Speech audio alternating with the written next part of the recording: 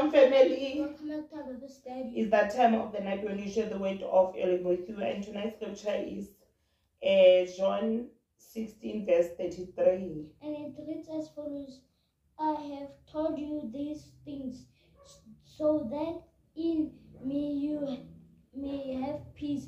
In this world you will have trouble, but take heart, I have overcome the world.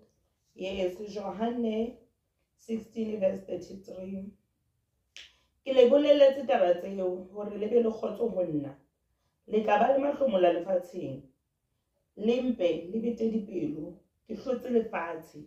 In the name of Yeshua Mashiach Belolamo Adon, the Son of the Living God, we bless you, family, spirit, soul, and body. Don't forget to like and share and come and follow. And follow. Please follow us at YouTube Perspective. Mawela, have a blessed night, family. See you again tomorrow. Bye.